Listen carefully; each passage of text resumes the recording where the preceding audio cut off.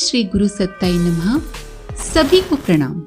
सभी युगों में नर नारियों के जीवन के दो प्रधान अवलंबन रहे हैं, विवाह और घर। वर्तमान युग में ये दोनों आधार तलाक नामक अमंगलकारी प्रेत के प्रभाव से ध्वस्त हो गए हैं। इसने नर नारियों के हृदय को भय से भर दिया है। इससे समाज को महान क्षति उठानी पड़ रही है। परिवार टूटते जा रहे हैं। बच्चों का भविष्य संकट में पड़ गया है। अलगाव की इस प्रवृत्ति तलाक को तब तक निरुत्साहित करना चाहिए जब तक कि ऐसा करने की अनिवार्य विवशता ही सामने न आ खड़ी हो। नर और नारी की रचना इस प्रकार हुई है कि एक दूसरे की कमियों को दूर करके पारस्परिक सहयोग से एक सर्वांगपूर्ण व्यक्तित्व का निर्माण करें। पत्नी को अर्धांगिनी कहा गया है। यही बात पति के लिए भी कही जाती है। दोनों का सम्मिलित स्वरूप ही एक परिपूर्ण इकाई बनाता है। मानव जीवन गाड़ी के दो पहियों की तरह पति पत्नी रूपी दो संतुलित माध्यमों पर ठीक प्रकार से लुढ़कता है। इनका पारस्परिक तालमेल न हो तो गाड़ी को कुछ देर तक घसीट भले ही लिया जाए, उससे लंबी यात्रा पूरी नहीं हो सकती। पति पत्नी के बीच यदि संतुलन और सामंजस्य न हो तो किसी भी गृहस्थ का भविष्य अंधकारमय ही बना रहेगा। जिन्हें समाज सेवा या किसी विशेष लक्ष्य से इतनी तन्मयता होती है कि गृहस्थ पालन एवं आजीविका उत्पादन में समय का एक अंश भी बर्बाद न हो, ऐसे विशिष्ट मनस्वी लोगों के लिए गृहस्थ जीवन नहीं है। वे आजीवन अविवाहित रहना चाहें तो रह सकते हैं। जिन्हें कोई शारीरिक या मानसिक रोग है और गृहस्थ के उत्तरदायित्वों को निभाने में जो असमर्थ हैं, उनके लिए भी अविवाहित रहना ही ठीक है। पर सामान्य मनुष्य को गृहस्थ बनना ही पड़ता है। इसके बिना उसकी अपूर्णता प्रगति के पथ में भारी अड़चन उत्पन्न करती है और इस अड़चन के कारण शारीरिक, मानसिक, सामाजिक एवं आर्थिक क्षेत्रों में मनुष्य पिछड़ा हुआ ही पड़ा रहता है। प्राचीन काल के इतिहास पर दृष्टि डालने से प्रतीत होता है कि कुछ थोड़े से अपवादों को छोड़कर प्रायः सभी ऋषि गृहस्थ थे। योग साधन एवं वनवास में रहते समय भी उनकी पत्नियां उनके साथ ही रहती थीं। ब्रह्मचर्य पालन या न पालन मनुष्य की मनोदशा पर निर्भर है। गृहस्थ में भी ब्रह्मचर्य पालन किया जा सकता है और अविवाहित लोग भी अपना सत्यानाश करते रह सकते हैं। इन तथ्यों को ध्यान में रखते हुए गृहस्थ मुनि भी सपत्नीक रहते थे। पत्नी बच्चों को त्याग कर भाग खड़े होने का वैराग्य तो अवैदिक, अशास्त्रीय और अनैतिक है। वानप्रस्थ तो पत्नी समेत ही होता है। संन्यास में पत्नी की रुचि और सुविधा प्रधान रहती है। वो चाहे तो अपने बच्चों के साथ रहे और चाहे तो पति के साथ वानप्रस्थी बनकर वैराग्य धर्म का पालन करती रहे। देवताओं में भी सभी गृहस्थ हैं। ईश्वर के अवतारों में भी अधिकांश ने अपनी गृहस्थी बसाई है। ब्रह्मा की पत्नी सावित्री, विष्णु की लक्ष्मी, शंकर की पार्वती, इंद्र की शची, बृहस्पति की अरुंधति प्रसिद्ध हैं। भगवान राम और कृष्ण, जिनका नाम लेकर हम भव सागर से पार होते हैं, गृहस्थ ही तो थे। ये सभी दाम्पत्य जीवन की आवश्यकता एवं उपयोगिता को स्वीकार करते थे। उन्होंने मर्यादा पालन के लिए एक सद गृहस्थ के रूप में ही अपना चरित्र प्रस्तुत किया है। दो आत्माएं एक बनकर जब जीवन यापन करती हैं तो उनका बल, साहस एवं अंतस्तल इतना अधिक विकसित होने लगता है, जिसके माध्यम से अनेक कठिनाइयों से लड़ते हुए प्रगति पथ पर बढ़ते चलना और शक्तिमय सार्थक जीवन यापन कर सकना सहज ही संभव हो जाता है। जीवन की सुविधा तो दाम्पत्य जीवन में बढ़ती ही है, साथ ही कितने ही जीवन लक्ष्यों, चाहे वो भौतिक हो या आध्यात्मिक, उनकी पूर्ति में भी सहायता मिलती है। जो सुविधा नारी को नर का सानिध्य स्वीकार करने में है, वही नर के लिए नारी का आश्रय लेने में। तत्वतः वे दोनों एक दूसरे की अपूर्णताओं को अपनी अपनी विशेषताओं के द्वारा पूर्ण करते हैं। नर नारी में न कोई बड़ा है और न ही कोई छोटा, न किसी का अधिकार कम है और न अधिक, न किसी का गौरव न्यून है न अधिक। हाथ, पैर, कान, आंख में से किसे ऊंचा कहा जाए और किसे नीचा, किसे बड़ा माना जाए और किसे छोटा, गाड़ी के दो पहियों में से किसे महत्वपूर्ण माना जाए और किसे महत्वहीन। वस्तुतः दोनों ही महत्वपूर्ण हैं। इनमें से किसी को भी तुच्छ नहीं कहा जा सकता। पति पत्नी दोनों को समान रूप में एक दूसरे को स्नेह, सम्मान, विश्वास और सत्कार प्रदान करना पड़ता है। यदि श्रेष्ठता कनिष्ठता ढूंढी भी जाए तो नारी का पड़ला ही भारी पड़ता है। संतान को जन्म देने में माता का योगदान ही अधिक रहता है। इसीलिए पिता से माता को श्रेष्ठ माना गया है। पति पत्नी में भी नारी प्रधान है। भगवान के नाम युग्मों में पत्नी का नाम पहले है, पति का पीछे। लक्ष्मी नारायण, उमा शंकर, सीताराम, राधे श्याम जैसे नामों में इसी तथ्य का प्रतिपादन होता है। दाम्पत्य जीवन के ऊपर पारिवारिक, सामाजिक, व्यक्तिगत सभी तरह की उन्नति और विकास निर्भर करता है। पति पत्नी के सहयोग, एकता, परस्पर आत्मोत्सर्ग, त्याग, सेवा आदि से दाम्पत्य जीवन का सुखद और स्वर्गीय अनुभूति सहज ही की जा सकती है। इससे मनुष्य के आंतरिक और बाह्य जीवन के विकास में बड़ा योगदान मिलता है। सभी भांति स्वस्थ, संतुलित और सुंदर दाम्पत्य जीवन स्वर्ग की सीढ़ी है और मानव विकास का प्रेरणा स्रोत है। नारी शक्ति है तो पुरुष पौरुष। बिना पौरुष के शक्ति व्यर्थ ही धरी रह जाती है, तो बिना शक्ति के पौरुष भी किसी काम में नहीं आता, वो अपंग है। शक्ति और पौरुष का समान प्रवाह, सहयोग, एकता नव सृजन के लिए, नव निर्माण के लिए आवश्यक है। इनकी परस्पर असंगति, असमानता ही अवरोध, हानि और अवनति का कारण बन जाती है। पति पत्नी में यदि स्वार्थपरता, द्वेष, स्वेच्छाचार की अग्नि सुलग जाए तो दाम्पत्य जीवन का सौंदर्य, विकास, प्रगति, महत्वपूर्ण संभावनाओं का स्वरूप अपने गर्भ में ही नष्ट हो जाएगा। पति पत्नी में जितना सामंजस्य होगा, दाम्पत्य जीवन उतना ही सुखद, स्वर्गीय, उन्नत एवं प्रगतिशील बनेगा। दोनों में से एक भी अयोग्य, कमजोर हो तो दाम्पत्य जीवन का रथ डगमगाने लगेगा और वो कहीं भी दुर्घटनाग्रस्त होकर नष्ट भ्रष्ट हो जाएगा अथवा मार्ग में ही अटक जाएगा। इससे न केवल पति पत्नी वरन परिवार और समाज में भी गतिरोध पैदा होता है, क्योंकि दाम्पत्य जीवन पर ही परिवार का भवन खड़ा होता है और परिवारों से ही समाज बनता है, समाज से राष्ट्र बनता है। इसीलिए पति पत्नी का चुनाव एक बहुत ही महत्वपूर्ण कदम है। बड़ी बड़ी आशा आकांक्षाओं के साथ नव युवक और नव युवतियां दाम्पत्य जीवन के सूत्र में बनते हैं। बड़ी बड़ी रस्में अदा होती हैं। विवाह में बड़ा धूमधाम होता है। गाजे बाजे, रोशनी, दावतें, बारात जुलूस के साथ दो प्राणी विवाह सूत्र में बनते हैं। परस्पर के नए आकर्षण से प्रारंभिक दिन बड़े ही सुखद बीतते हैं, किंतु ये स्थिति अधिक दिन नहीं रहती। नए नए साथी के प्रति भावुकता भरा आकर्षण उनकी गलतियों को नजरअंदाज करा देता है, परंतु जैसे जैसे दिन बीतते हैं एक दूसरे की कमियां अखरने लगती हैं। दाम्पत्य जीवन कलह, अशांति, द्वेष और असंतोष की आग में जलने लगता है। दाम्पत्य जीवन एक दूसरे के लिए बोझ बन जाता है। आवश्यक है कि मनुष्य होने के नाते अपने जीवन साथियों की कमियों, त्रुटियों और कमजोरियों के प्रति सहिष्णुता का दृष्टिकोण अपनाया जाए।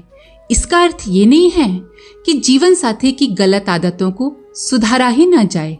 विवाह तो किया ही इसलिए जाता है कि पति पत्नी एक प्रगाढ़ आत्मीय साथी के रूप में एक दूसरे का विकास करें। सही अर्थों में सच्चे प्रेम की परख यही है कि आपने अपने साथी को बहिरंग और अंतरंग दृष्टि से कितना समुन्नत बनाया।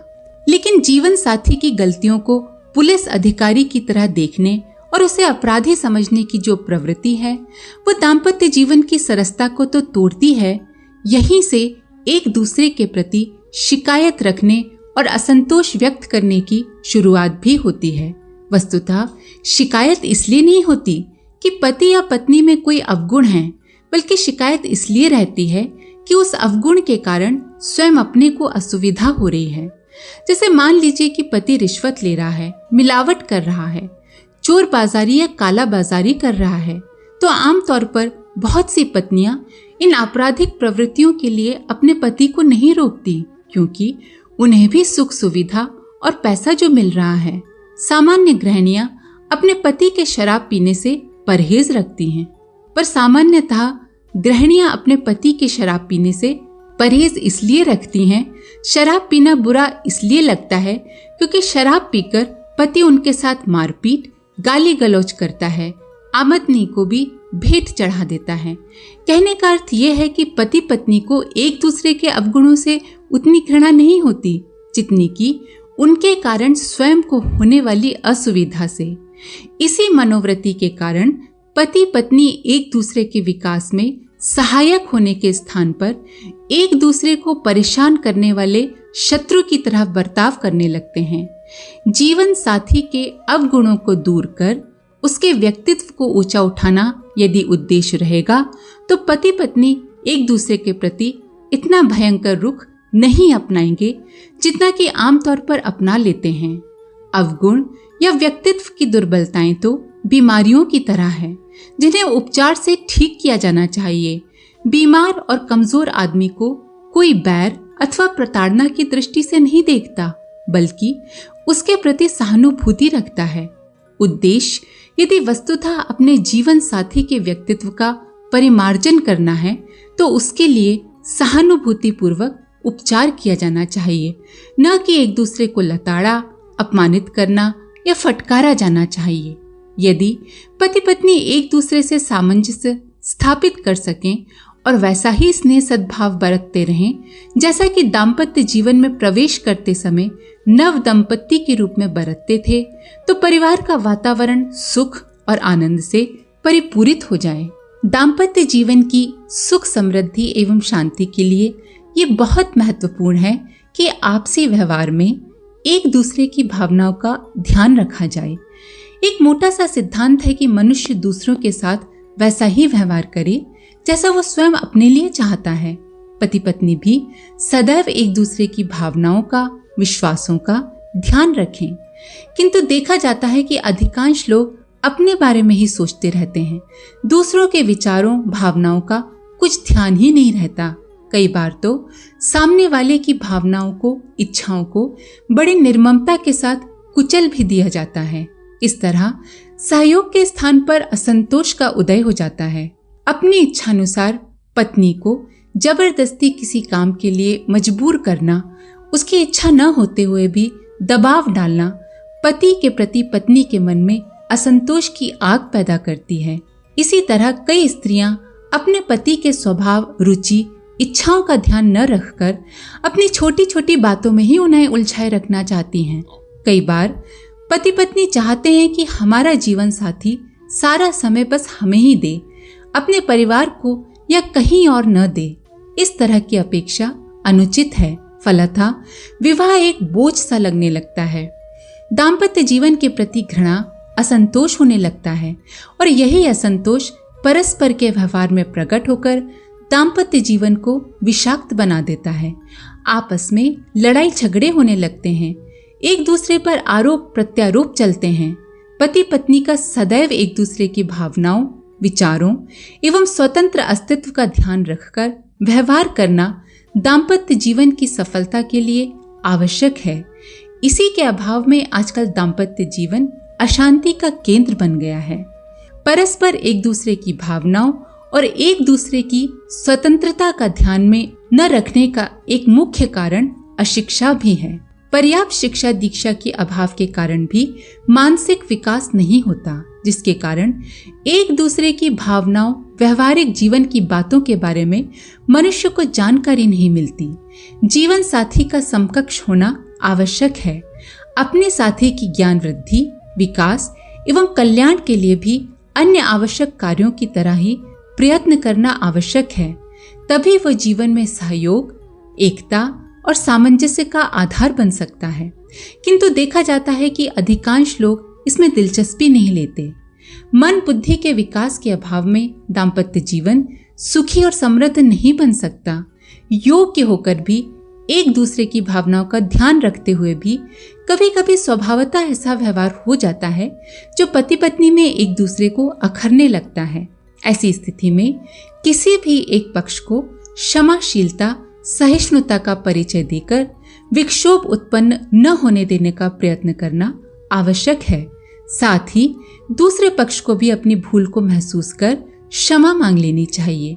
क्षमा मांगने से कोई छोटा नहीं हो जाता। परस्पर मनोमालिन्य बढ़ जाने से दाम्पत्य जीवन में कटुता ही पैदा हो जाती है। पति पत्नी में से जब किसी एक में भी कोई स्वाभाविक कमजोरी दिखती हो तो दूसरे को उसका सहनशीलता के साथ निराकरण करके गृहस्थ की गाड़ी को चलाने का पूरा प्रयत्न करते रहना चाहिए। पति पत्नी दोनों का जीवन एक सिक्के के दो पहलू हैं। दोनों में अभिन्नता है, ऐक्य है। अतः परस्पर किसी तरह का दुराव, छिपाव, दिखावा, बनावटी व्यवहार, परस्पर अविश्वास एक दूसरे के प्रति घृणा को जन्म देता है और इसी से दाम्पत्य जीवन नष्ट भ्रष्ट हो जाता है। अपनी प्रत्येक चेष्टा में स्पष्टता और दुराव छिपाव का अभाव रखकर अभिन्नता प्रकट करते हुए पति पत्नी को एक दूसरे का विश्वास और मानसिक एकता प्राप्त करनी चाहिए। वैसे जहां तक बने प्रत्येक व्यक्ति को अपने बाहरी जीवन में भी रहस्य, छल, बनावट और दिखावे से बचना चाहिए, क्योंकि इस बाहरी व्यवहार को देखकर भी पति पत्नी एक दूसरे पर संदेह कर सकते हैं। वे सोच सकते हैं कि हो सकता है यही व्यवहार हमसे भी किया जा रहा हो, और संदेह की भूल भुलैया में ही अनेकों दंपतियों का जीवन उलझा हुआ और दुरूह बन जाता है। अपनी मानसिक आवश्यकताओं के आधार पर पति या पत्नी विभिन्न समय में एक दूसरे से वैसी अपेक्षा रखते हैं जैसे एक अभिन्न मित्र से, मार्गदर्शक से, सलाहकार से रखी जाती है। जब परस्पर इन मानसिक आवश्यकताओं की पूर्ति नहीं होती है तो एक दूसरे में असंतोष, अशांति पैदा हो जाती है। लगता है सामने वाला तो हमें समझ ही नहीं पाता। एक दूसरे के मानसिक ज्ञान में वृद्धि करके किसी भी कमी को दूर करने में सहयोग देकर धैर्य और विवेक के साथ एक दूसरे को समझते हुए अपने स्वभाव और व्यवहार में थोड़ा थोड़ा परिवर्तन करके दाम्पत्य जीवन को सुखी और शांतिपूर्ण बनाया जा सकता है। पति पत्नी की एक दूसरे की आलोचना करने की आदत भी दाम्पत्य जीवन में खटास पैदा कर देती है। कई व्यक्ति अपनी पत्नी की बात बात पर आलोचना करते हैं। उनके खाना बनाने, रहन सहन, कपड़े पहनने के तरीके, बोलचाल आदि तक में नुक्ताचीनी करते रहते हैं। इसका उनके दाम्पत्य जीवन पर बहुत खराब प्रभाव पड़ता है। पति की उपस्थिति भी पत्नी को बोझ सी लगती है और वो पति की उपेक्षा तक करने लग जाती है। स्त्रियां ज्यादातर यही चाहती हैं कि पति उनके काम, रहन सहन आदि की प्रशंसा करे। वस्तुतः तो पति के मुंह से निकला हुआ प्रशंसा का एक शब्द पत्नी को वो प्रसन्नता प्रदान करता है जो किसी बाह्य साधन, वस्तु या कोई और व्यक्ति उपलब्ध नहीं कर सकता। दाम्पत्य जीवन में जो परस्पर प्रशंसा करते नहीं अघाते, वे सुखी, संतुष्ट और प्रसन्न रहते हैं। जिन स्त्रियों को पतियों की कटु आलोचना सुननी पड़ती है, वे सदैव यही चाहती हैं कि पति कब यहाँ से हटे। जो प्रेम और प्रशंसा पति से मिलनी चाहिए थी, वो उसे अन्यत्र ढूंढने का प्रयत्न करती हैं। कई स्त्रियां तो इसी वजह से मानसिक रोगों से ग्रस्त हो जाती हैं अथवा क्रोधी, चिड़चिड़े स्वभाव की झगड़ालू बन जाती हैं। घर उन्हें सूना सूना और उजड़ा लगता है। जहां स्त्री को पति की प्रेमयुक्त प्रशंसा के स्थान पर कटु आलोचनाएं सुननी पड़ती हैं, वहां सहज प्रेम धीरे धीरे समाप्त हो जाता है। इसी तरह स्त्रियों द्वारा पति की उपेक्षा, आलोचना करना भी इतना ही विषैला है। अच्छों का धैर्य उस समय डिग जाता है जब पत्नी के कटु और कर्कश व्यवहार का सामना लगातार करना पड़ता है। पत्नी की कर्कशता से तंग आकर व्यक्ति यदि आदर्शवादी होता है तो वह दार्शनिक विचार तथा क्रियाओं की ओर मुड़ जाता है, जैसे सुकरात, भर्तृहरि आदि। इसके विपरीत साधारण मानसिक शक्ति और सामान्य बुद्धि वाला मनुष्य वैश्यागामी, शराबी और व्यसनी बन जाता है। जिन लोगों को घर में पत्नियों का प्रेम सद्भावना नहीं मिलती, वे अन्यत्र उस प्रेम की पूर्ति करना चाहते हैं अथवा नशेबाजी आदि व्यसनों में अपनी परेशानी भुलाना चाहते हैं। घर के कटुतापूर्ण आलोचना प्रधान वातावरण के कारण कितने ही लोगों का जीवन अपराधी बन जाता है। दाम्पत्य जीवन में विष वृद्धि का एक कारण परस्पर असम्मान और आदर भावनाओं का अभाव भी है। अगर आप अपने जीवन साथी की किसी बात से असंतुष्ट हैं तो उन्हें समझाइए, उन्हें धैर्यपूर्वक बताइए, बजाय इसके कि दूसरों से आप उनकी बुराई करते रहें। सारे असंतोष की जड़ ये है कि दंपत्ति का उद्देश्य एक दूसरे की सेवा करना, परस्पर सहयोग द्वारा एक दूसरे का विकास करना न होकर जीवन साथी का उपयोग अपनी सुविधा के लिए करना होता है। जीवन साथी का उपयोग अपनी सुविधा के लिए करना होता है। एक विचारक ने कहा है कि दाम्पत्य जीवन में असंतोष तथा असफलताएं इसलिए नहीं आती कि किसी में कोई कमी है, बल्कि असफलता का मुख्य कारण तो ये है कि दोनों घटक एक दूसरे की सेवा करने के स्थान पर एक दूसरे का शोषण करने में ज्यादा लगे रहते हैं। यदि एक दूसरे की सेवा, परस्पर सहयोग और एक दूसरे का विकास करने के दृष्टिकोण को अपनाया जा सके और पति पत्नी एक दूसरे के प्रति सेवा, सद्भावना, सहिष्णुता और सुधार के कर्तव्य पूरे करते रहें तो दाम्पत्य जीवन में सुख, शांति, स्नेह, मधुरता का निर्झर बहाया जा सकता है। मनुष्यों की सद्भावनाएं एक दूसरे को अपनी ओर आकर्षित करती हैं। प्रेम से प्रेम और द्वेष से द्वेष की वृद्धि होती है। पति पत्नी के परस्पर सहयोग, एक दूसरे के प्रति सम्मान और कर्तव्य पालन से ही वह परिस्थितियां उत्पन्न हो सकती हैं जिसमें मनुष्य का गृहस्थ जीवन सार्थक होता है और परिवार में स्वर्गीय वातावरण का आनंद प्राप्त किया जा सकता है। बच्चे को विकसित, सुशिक्षित एवं सुसंस्कारी बनाने के लिए जितने भी उपाय हो सकते हैं, उनमें सबसे अधिक प्रभावशाली मार्ग ये है कि पति पत्नी में आंतरिक प्रेम रहे। रज और वीर्य के मिलने से बच्चे का शरीर बनता है, पर उसका अंतःकरण माता पिता के परस्पर प्रेम और सद्भाव पर निर्भर रहता है। जिन पति पत्नी के बीच अगाध प्रेम होगा, उनके गर्भोत्पादक परमाणु एक ही विद्युत धारा से प्रभावित होकर अनुकूलता की दिशा में गतिशील रहेंगे। गर्भ में बच्चे के शरीर की वृद्धि माता के रस व रक्त से होती है, पर चेतना एवं भावना संस्थान माता पिता के परस्पर प्रेम भाव की विद्युत धाराओं के आधार पर ही विकसित होती है। उन दोनों के बीच यदि द्वेष, घृणा, मनोमालिन्य रहे, असंतोष का भाव रहे, तो उसकी प्रतिक्रिया गर्भस्थ संतान के मानसिक विकास पर अत्यंत घातक होती है। माता अगर उद्विग्न और असंतुष्ट रहती है तो संतान का मन भी विकृतियों एवं मानसिक ग्रंथियों से भर जाता है और बड़ा होने पर वह अवज्ञाकारी, उदंड, अविवेकी, असंयमी और आसुरी प्रकृति का होता है। आज ऐसे ही दुर्गुणी बच्चों का बाहुल्य हो रहा है।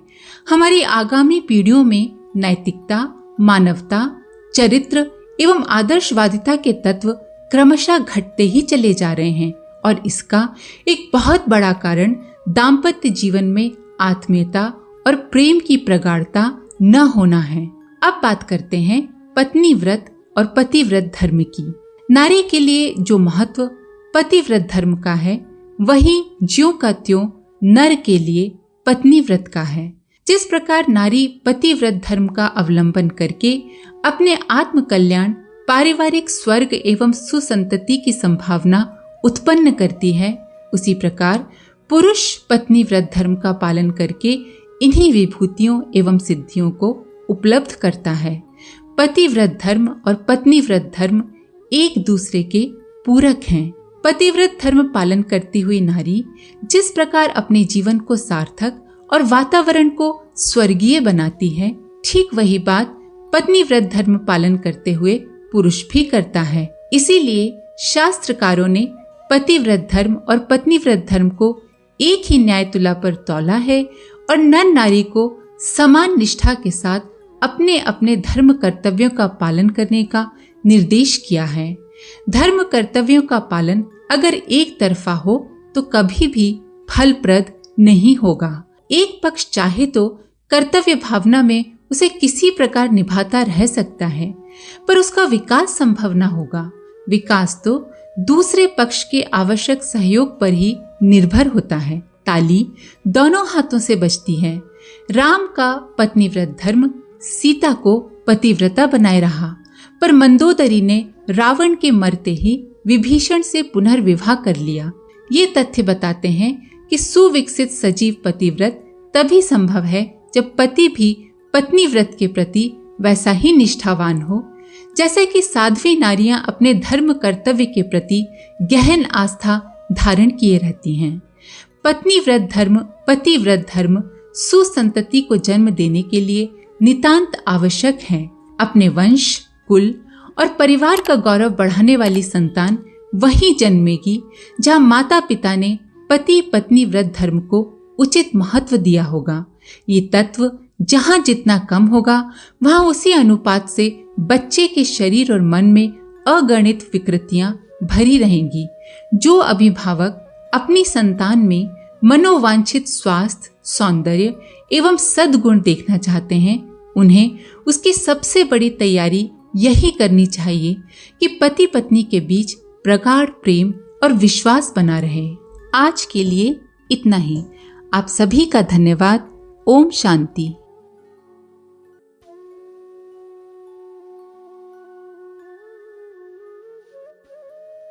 हमारे YouTube चैनल को सब्सक्राइब करें और बेल आइकन को दबाकर ऑल पर क्लिक करें ताकि आने वाले सभी वीडियोस की नोटिफिकेशन आपको मिलती रहे।